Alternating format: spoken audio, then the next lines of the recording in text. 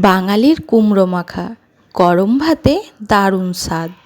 কুমড়োগুলো ছোট ছোট পিস পিস করে কেটে জলে ধুয়ে পরিমাণ মতো লবণ আর হলুদ মাখিয়ে এদিকে গ্যাসের মধ্যে ফ্রাই প্যান বসিয়ে কিছুটা তেল দিয়ে তারপর কুমড়োগুলো একটা একটা করে দিয়ে দিলাম। কম স্টিমে ঢাকা দিয়ে ভেজে নিলাম। তারপর তার সাথে আমি টমেটোও দিয়েছি। এদিকে আরও একটুখানি লবণ, সর্ষের তেল আর শুকনো লঙ্কা ভাজা দিয়ে মাখিয়ে নেব। গরম ভাতে দারুণ টেস্টি। কে কে খেয়েছেন এইভাবে? আর টমেটোটা দিয়েছি বলে একটু টক টক, নুন ঝাল দারুণ খেতে হয়েছে। গরম গরম ভাতে নিরামিষের দিনে দারুণ মজা।